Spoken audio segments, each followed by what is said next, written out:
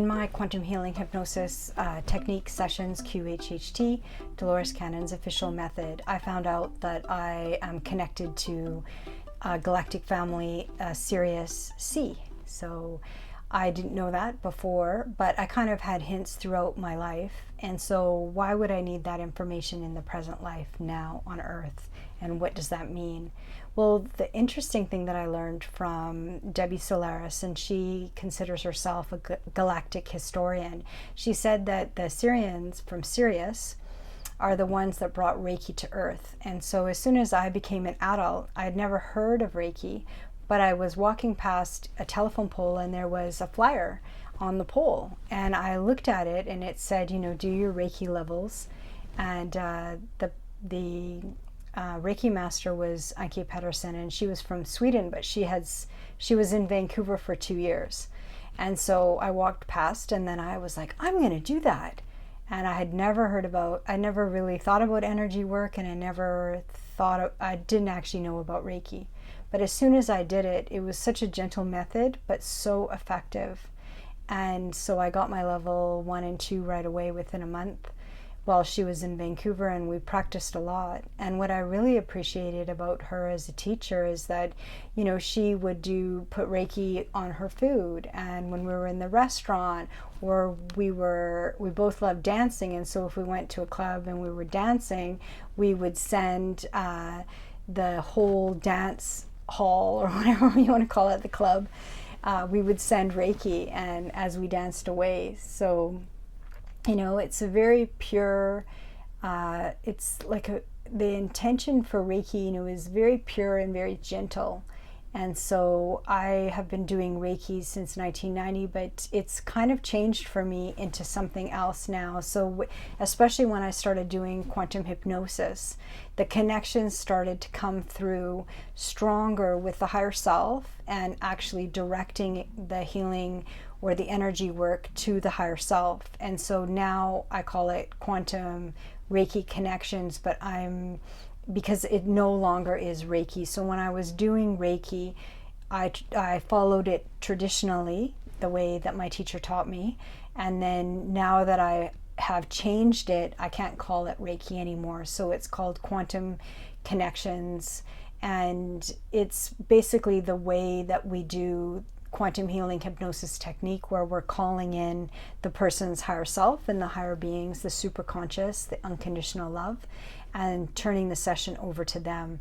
And because I'm an empath and an intuitive, psychic, a seer, that I also learned what to call myself when I had my own quantum hypnosis sessions, and it all kind of clicked together and made sense, and then my life made sense.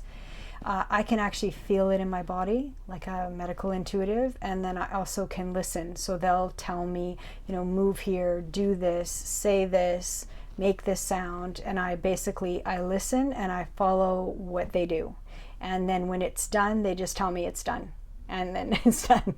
So there is going to be a sample on YouTube of an actual live session. So you get to see what it is that I'm doing in the sessions, but I'm not doing anything. I'm turning it over to your higher self. And that is a very important distinction, because I've had sessions where an energy worker will ask to tap into my energy.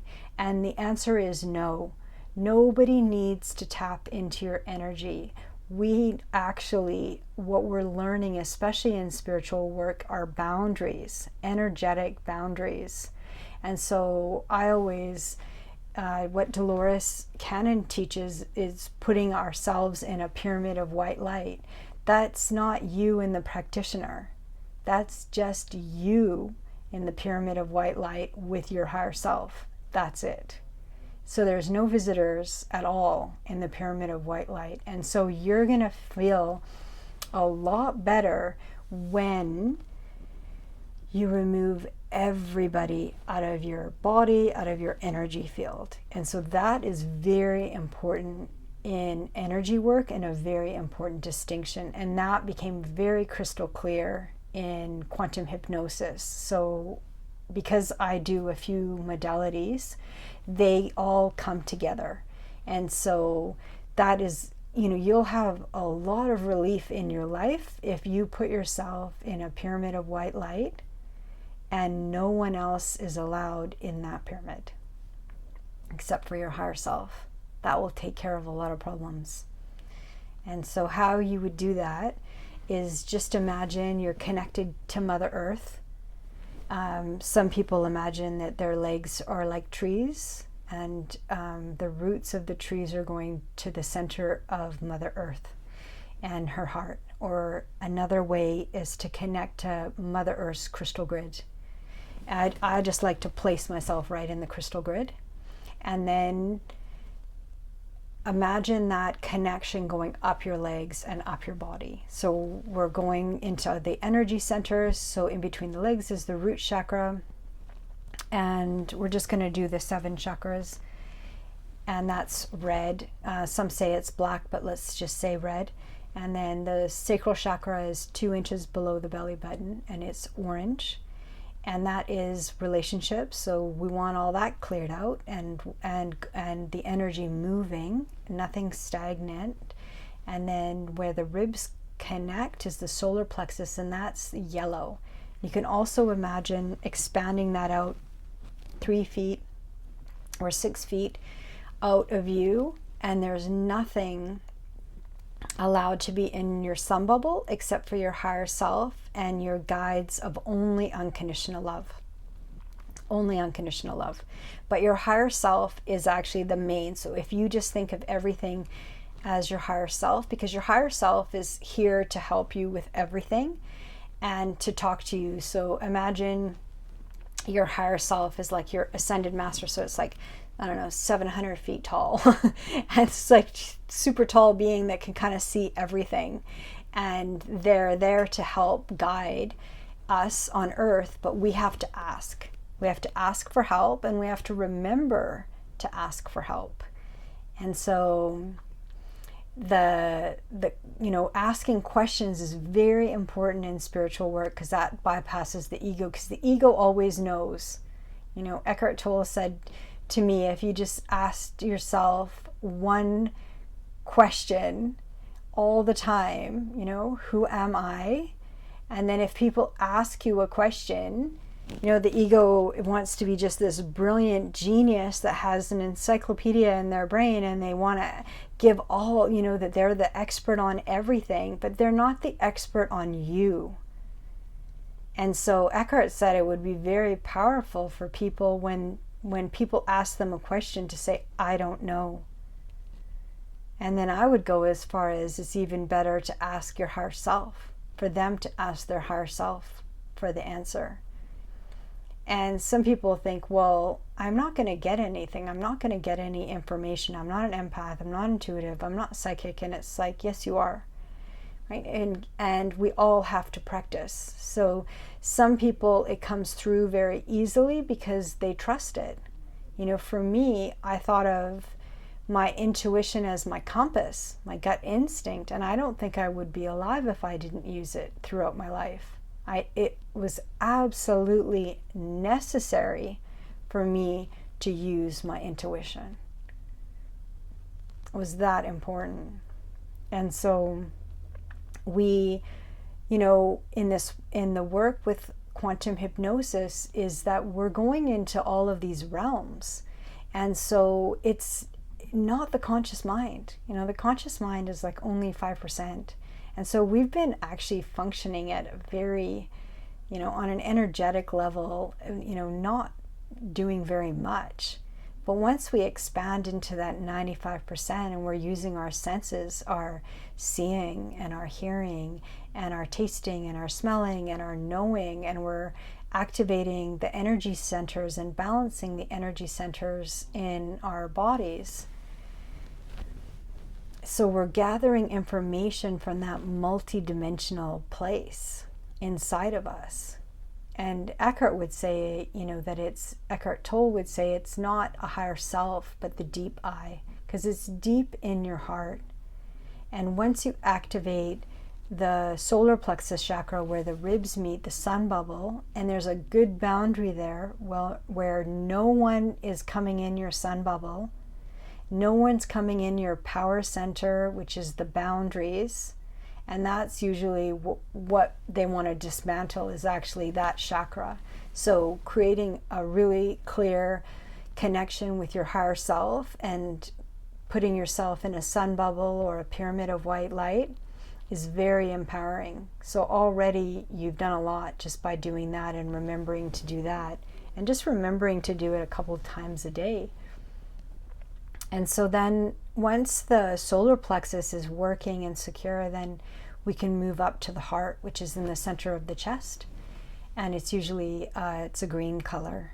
So just, you can always just imagine yourself just being in green and just feel what it feels like to be in that green light of the heart chakra and get that heart chakra moving. I find that in a lot of the quantum healing hypnosis techniques, that is the area that is blocked because there's just a lot of heartache. And but you know, they work on it, and they work on balancing it and healing it. And in the quantum hypnosis sessions, they work on balancing the chakras. That comes up a lot in many sessions, and it's very important. So yeah, just clearing everybody out of your inner boundaries, your inner being. And even if you really love them, they don't need to be in the inner, they don't need to be where your higher self is. They still should be polite and be asking questions and asking to go kind of in that inner space. So it's, you know, some people call it our aura or our energy field, but what activates the aura is having the balanced chakras. So I never really knew about auras, but I had people come up to me all the time, even when I was a child, and they'd say, oh, you know, I see like so much pink. And I know I'm wearing a pink shirt, but I heard that a lot, you know, oh, pink light or yellow, I see, wow, you're like the sun, you know. And I was like, okay, I didn't really know about the aura. But then you start, you know, when people say stuff, it starts kind of breaking down these barriers to information, because we're just learning, you know. And there's a couple people that I really like, Debbie Solace, that's a galactic historian that I find is very honorable. So there's information that's coming through now that that some knew, but it's starting to become more mainstream, that people are having a galactic families and galactic connections. And then why does that matter in this life right now? And another person that I really like is a young woman, and she goes by Key Guidance, Key, and then Guidance.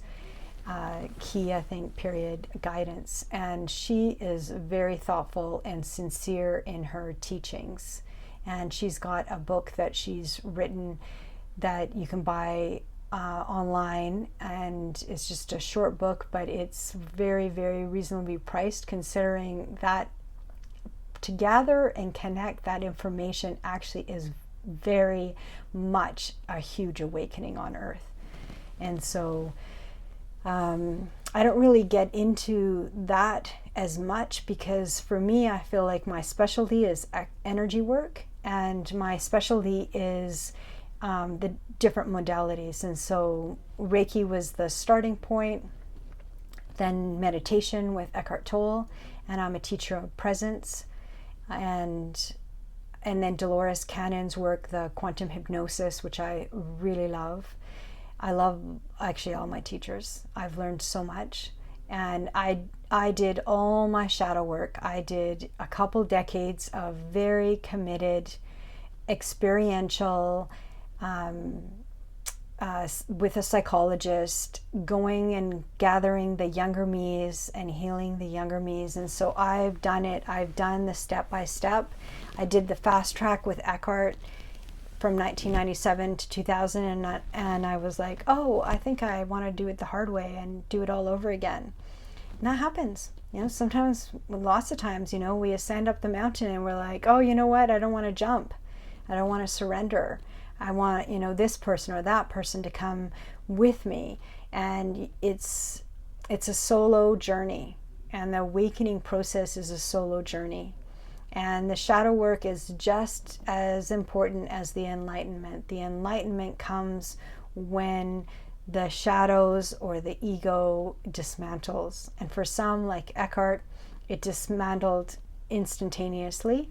And for me, I did it quite fast in 3 years, and then I put a halt to it, and then it took 23 years. So I've done both. So I can do it. Anybody can do it.